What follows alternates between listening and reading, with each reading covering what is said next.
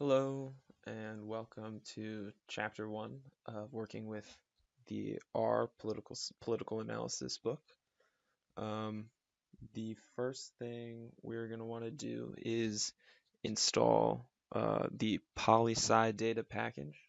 So it's going to be install.packages in parentheses and in quotes, poli-sci data.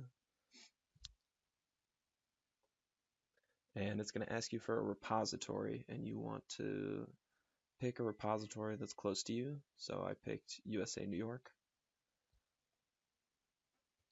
And if you're having any trouble on the page 14, box 1.1, it might say that you're missing a package, and you can just do install.packages and then the name of the package that's there. It's really important that you add every single time that you start up R, that you do the library function of the dataset that you're using.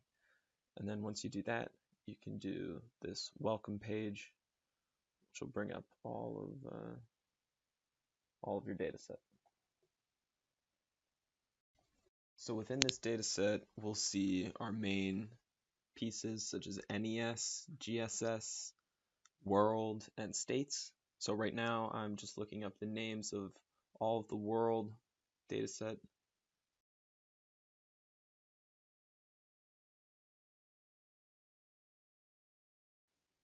So now I'm going to show you how to create, run, and save R scripts.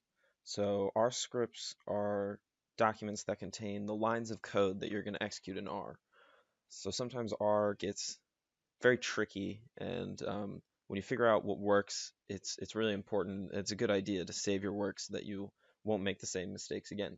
So when we use R scripts, you can just save them, bring them up again, and execute those lines of code whenever you need to.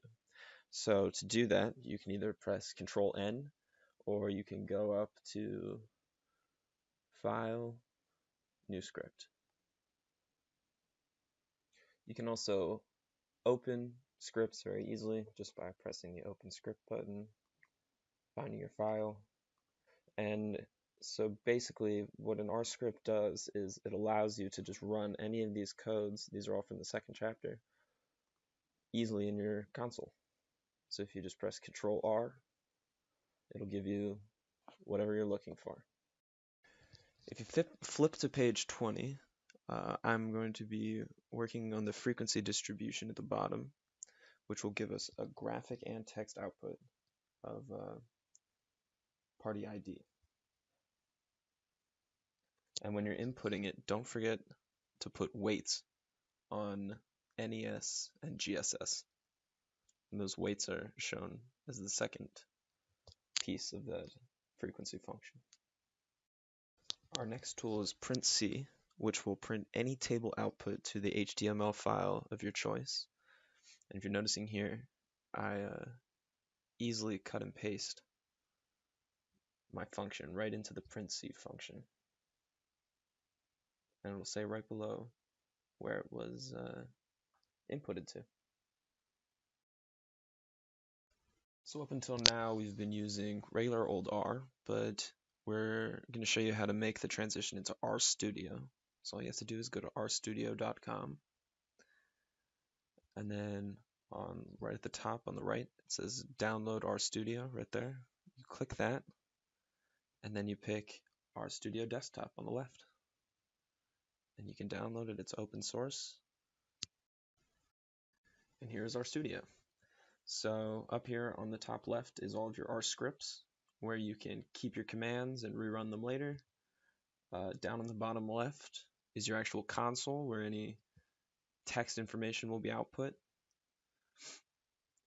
And then to the right, you have your major pieces of the dataset. And below that, you have your plot area. So if you wanted to rerun a frequency function, it should give you the new text output there and the new graphic output to the right.